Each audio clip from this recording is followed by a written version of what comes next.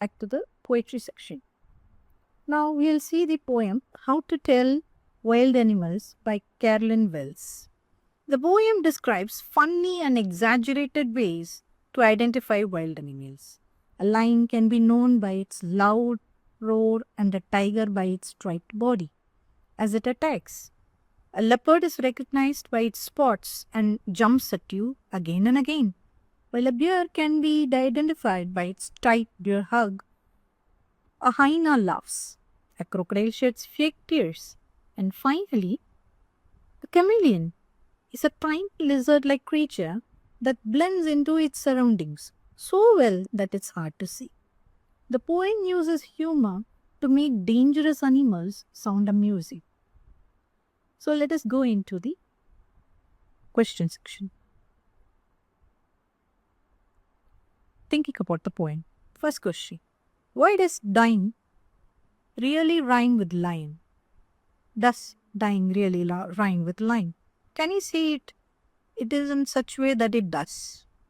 So actually no. Dying does not rhyme with lion. But the author has just used it for a fun way to make sure that people are amused by his poem. Next question. How does the poet suggest that you identify the lion and the tiger? When can you do so according to him? So the lion is identified in the poem as a large tawny beast. Tawny means orange brown or a yellowish brown colored coat. It has a fur coat like that. And as for a tiger, it has an yellow body with black stripes. Third question. Why do you think the word leapt and leapt in the third stanza are spelled correctly? Why does this poet spell them like this? Actually, it is not spelled correctly. The author is just trying to make sure that the readers of the poem are amused by how the poem is. Because since it is a humorous take on dangerous animals, he has been playful with his words, just to part of rhyming or even just a visual representation or even for a pronunciation part of way. He wants it to be an amusing part of the poem. So the next question. Do you think what do you think a bear hug is? It is a friendly, strong hug as bears are thought to have. So similarly, crocodiles weep and hyenas laugh. So they are asking if anything that are similar in our own language. So I can say that, for example, both in Tamil and Hindi, we have these things called the crocodile tears. But in Tamil, it is called Puni Kannir, cat's tears. Because the cat is so cunning and evil that its tears are not be trusted. Similar way in Hindi, Magarmachh ke aansu, you are not supposed to trust crocodile's tears. They are bad people and they are just crying out of convenience to you. And next one will be the fox. We can say the cunning fox as in English. And similarly in Tamil we say that kullanari buddhi. It is similar to that. And in Hindi we have the lomadi ki chalaki, the cunningness of the fox, which describes its quality as a cunning thing. So we are describing people similar to a fox. Question number 5. Look at the line. A novice might nonplus. How would you write this correctly? The correct form would be a novice might be nonplussed.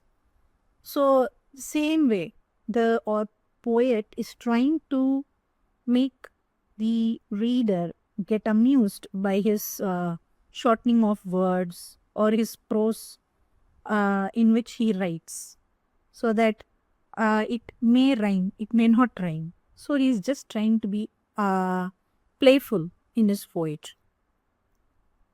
Can you find other examples of poets taking liberties with language, either English or your own? So, for example, Lewis Carroll in his Jabberwocky has taken many new words such as slithy, galumping, and these are all new words that he had invented in Alice in the Wonderland. Same way in Tamil, Bharadiyar used to change the normal order of the word to mean something different. Selvam, Selvam Tedi Durmi. In that line, you can see the difference. And then in Hindi, the poet Kaka Hatrasi uses exaggerated and funny expressions in his poems and bending grammar for humor. So, all these examples you can mention. Because these poets take creativity and twist the language to make the poems more enjoyable for students and children. And it is just a playful poem for people to enjoy. So, the next one. Much of the humor in the poem arises from the way language is used. Although the ideas are funny, there are particular lines in the poem you especially like or share. So, what for this you can say, for me, if he roars at you and as you're dying, you will know it's an Asian line. So, it is saying if it is roaring at you and it is only tearing you into pieces and eating you, you know it is a Asiatic line. So, it is funny because it is exaggerating the danger and uses playful language. Because as you're dying, you can finally open your eyes and see that it is actually a lion. So the next part is, so that ends the question section for how to tell a wild animal. Now we'll go to the next poem, which is the Ball poem. Excuse me. The Ball poem, you can see, is written by John Berryman. And the poem describes a boy who loses his ball and feels deep sadness. Though this simple event, the poet feels that the loss is a natural part of growing up. And the boy learns that money cannot replace everything, especially memories. The poem teaches that emotional maturity and accepting reality is a part of life, is part of growing. It highlights the first lesson of loss in a child's life. So let us go to the question section.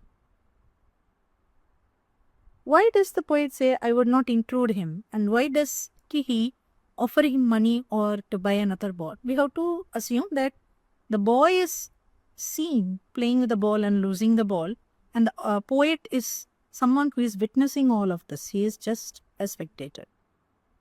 So, the poet does not want to intrude into this boy's emotional part now, because the boy must cope with his own loss and he must come out of his loss by himself. Nobody should assist him. This is the part of growing up. So the poet feels that he should not intrude upon him when the boy is feeling like this. Second one, staring down all his young days into the harbor where his ball went. So the boy has had the ball all the time. So what we are thinking is, yes, the deep sadness shows that the ball has been held by the boy for a long, long time, and he has held lots of memories from this. And maybe it is part of his childhood. Maybe it was the first toy his dad got him, and he had played with his grandfather, grandmother, and mother with it, and maybe with his dog even. So he has spent all his alone times playing just with the ball. So there were so many memories of him playing with this ball. So what does in the world of possessions mean? It means that the material world that which we live in, the real world of a boy, because now he is growing up slowly. So he is not always comforted by his mother's love and father's protection. He is going to now start living in a material world where he is going to start accumulating gifts and more toys. And once he will start having these possessions, he will start having authority over them and control over them, just like people not feeling happy about sharing toys. Just like we asking kids to share them so they understand that possessiveness is bad. So similarly, this boy is slowly learning that the material world, once he starts accumulating toys of his own, he has to part with them at some point of his life. So the next question. Do you think the boy has lost anything earlier? Pick out the words that suggest this answer. We can assume that this is the first time the boy has actually lost something, because the poem states he senses first responsibility in the world of possessions. So this was the first time something that he has possessed that he has lost. So he is experiencing loss for the first time. Next question. What does the poet say the boy is learning from the loss of the ball? Try to explain in your own words. So what we can say is he is learning that loss is a natural part of life. So as I said before, once you start accumulating things to yourself and putting your name on it, you have to part that away from it at one point of your life. So he must accept it and understand that money cannot actually replace everything in his life, and to learn to stand up again after losing something, accept it and move on in his life. So last question. Have you ever lost something that you liked very much? Write a paragraph about it. So we can, I can suggest some ideas of how to prepare this paragraph. You can pick up on any emotion that you felt, sadness or hatred because someone has taken that object from you, like someone stealing or something. If you have lost, it will be sadness. If someone had stolen it, it would be hatred towards them, anger. So you can pick an emotion and build upon it. Next, you can explain your disappointment or your confusion of how you lost it and all those things. So you can take this as an emotional paragraph and you can describe it. Then you can explain at the last end of your paragraph of how you accepted the loss and you moved on from it, or how you soothed yourself, consoled yourself, and and you can mention how you have grown in that part of your life.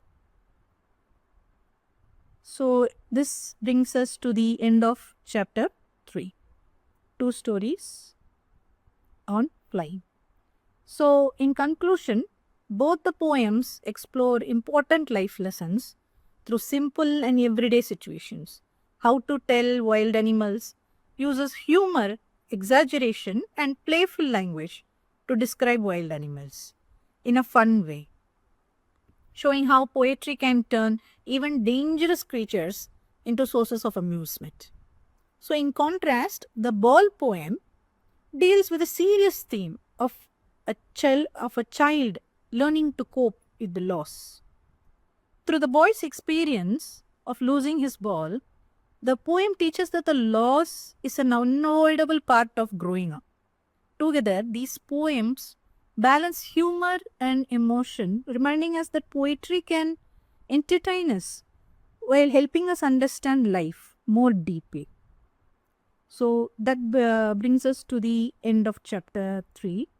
So for any queries or questions, please do contact us at Go Ask Now Academy, and please leave comments regarding anything that you wish to know more. Thank you for watching. See you in the next video.